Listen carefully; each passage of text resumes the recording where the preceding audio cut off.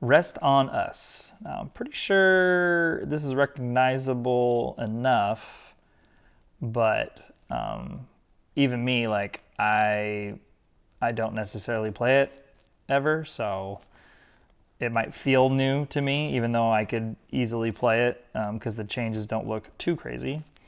One thing that did catch me off guard was this beginning intro, right?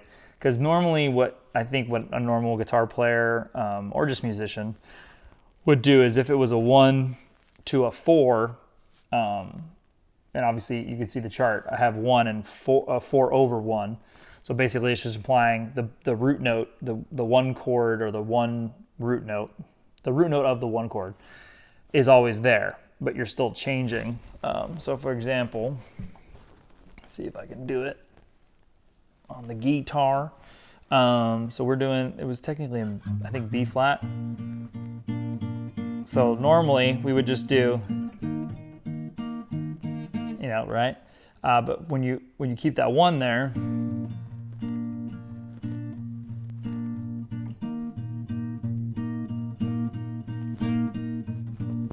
I'm not playing it in the right time signature, so I apologize. And the Spirit of the Lord, Spirit come over us. But it's a subtle change versus like a full-on chord change. So when that's the case, it's kind of nice to do. The best thing you could do is just say, hey, bass player, just keep playing the 1. Just keep playing the 1 in the verses, in the intro. And then obviously it comes back in the bridge. But yeah, what the Spirit of the Lord is, as the Spirit was moving over the water, Spirit come move over us, come rest on us. The changes in the chorus can be a little harder for most people, and I don't know why this 5 chord is pushed over here. Let me check the other charts. Oh yeah, it's just shooting out. Just should probably fix that. But yeah, so we have 1, 2, 3, 4, 5, 6, 1 over 3, 4, 5, 6 minor, 1, 4, right?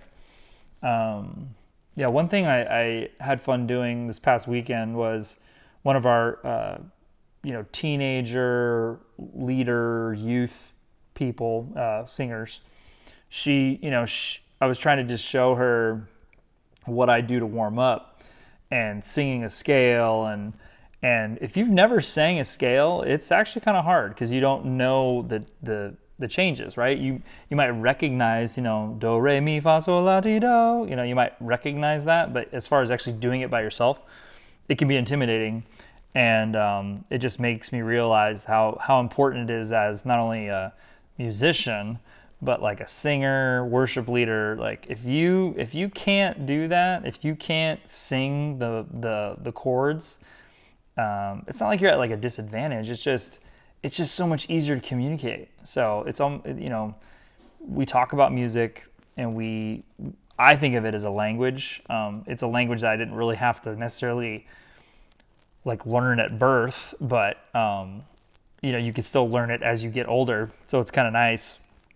But it's also less intimidating because there's basically 12 letters, 12 words, and you can only do so much with that. And then on top of it, when it comes to worship is so repetitive, but that's the whole point. The whole point of worship is to make it easy enough for anyone to learn very quickly, but also get a lot out of, have a lot of substance, and be able to be taken to this next level, just because the musicians are great, or the message that day was powerful, and there's a huge crazy altar call, and that's the song. So, but yeah, I challenge any singers that are listening right now, start singing scales, whether it be from a warm up or because you're, singing, you're learning an instrument for the first time. Maybe you're just starting with the key of C, so you can look at the piano and just do all the white keys, right? But yeah, just start singing. Just start doing it. You don't have to make sense of it yet, but over time you'll learn the number system. You'll learn the degrees of the changes, the the intervals. You'll actually learn those intervals and how to jump, and you use, songs like Star Wars. Ba, da, da, da, da, da, da. You'll learn, like Jaws. Da, na, na, na. That's a half step. And you've got even like the wedding song. Ba, da, da, da, ba, da, da, da. Like learning those intervals, knowing what they're called and the degrees that they change, and then the chords that are associated with that. It's just keep learning it, speak the language, and have a good time. As you can see, I'm trying to add value to this song that is very simple and very straightforward. So thank you for listening. Yeah. Oh yeah. In the demo, or not the demo, in the MP3 that I got from YouTube to put on this, this whatever thing we're listening to, there's like a gap of like 10 seconds. And I just wish I'd cut it off. Like I wish I just started it later. So if you're ever if you're ever adding resources for people for worship, always edit these things down, because it's just, once someone plays it, they like think that their internet's broken, or the app's broken, or the song's broken. You never want people to second guess. You just want it to work. So I wish I would have cut that gap out. But I love the verse repeating, where the Spirit was moving over the water, Spirit come move over us, come rest on us. And I know in the second verse, fire and wind, come and do it again, open up the gates, let heaven on in, but then come rest on us. I just love those repeats, it just feels natural, feels something like you always want to repeat, right? As a singer or worshiper. Same with the bridge though. We jump to Holy Spirit, come rest on us. You're all we want, all we want. Still similar melodically, right? Even the I'm blanking on the term, but the syllables, come rest on us, come rest on us, come rest on us. You're all we want, you're all we want. It's the repetition. I love repetition. But the fact that they changed the chords in the bridge is dope, because it adds that different element. Adding that 2 minor, just all they're doing is adding a 2 minor. And then there's a 1 part, probably the last time of the bridge. Let me double check. Watch the end of the bridge change. So the last time you play the bridge, they do the 1/4. So it's playing that first change that we did, right? B flat, E flat. But you're starting on the E flat and you're hitting the low B, but you're still sounding like you're playing an E flat, and then going to 2 minor. And then the cool thing about that relationship of let's say an E flat. So, sorry, my guitar's out of tune. Nope, that's worse. So, right? But when you add this, so instead of Holy Spirit, come rest on us, you're all we want, you're all we want. Oh, I did that wrong. It's supposed to be 5/1. Oops.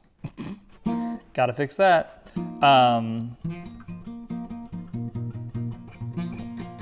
Or maybe I make it a sus.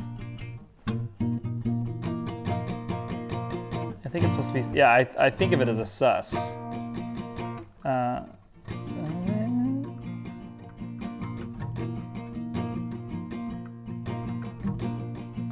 what would you call that? Is it 5?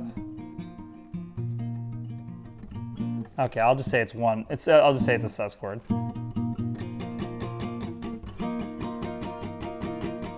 5/1 to then 2 minor. Anyways, I was trying to get out this chord right here. Or easier to do it in, from E to, or so A sus with a F sharp. Ends up becoming a F sharp minor 11. Just a fancy term for a cool chord with open strings. But anyways, and then, so I gotta change that chart. I'm gonna make all these notes so I can say, or I'll say fix, what was it? Rest on us, fix, 4/1, and reckless love was the Oh no, it's still this song too, huh? Look at that. Fix 401 and chorus chords. There you go. And okay, so watch the other bridge. Wish they were. Oh, there was a big break at the end of the bridge.